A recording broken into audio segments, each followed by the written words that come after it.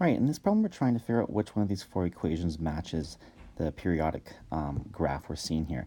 So, of course, you need to be familiar with the general format or equation of a periodic function. And I like to start by first figuring out what d is. I think that's the easiest one because d represents the vertical shift, and that can be found by a couple ways. One would be to take the maximum y value and adding the minimum y value and dividing by 2. And essentially by doing that, you're finding that midline, the halfway point. But we don't actually need to do that because we can see graphically that the midline is at 9. So already we can eliminate options number 2 and options number 3 because those have a vertical shift of 5 when it should be 9.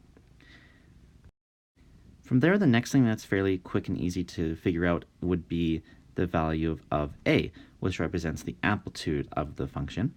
And the amplitude can be found in a couple different ways. One would be to take the max value, subtract the minimum value, in this case 14 minus 4, and divide by 2. And that would become 5. Visually, that's also the number value from the midline to the max, or from the midline to the minimum. That's a value of 5.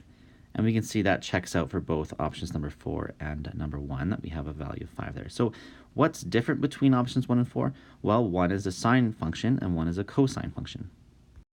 So to be able to identify if this graph is a sine function or cosine function, you just need to be aware of what a sine function, a general sine function, or cosine would look like starting at 0, or an x value of 0.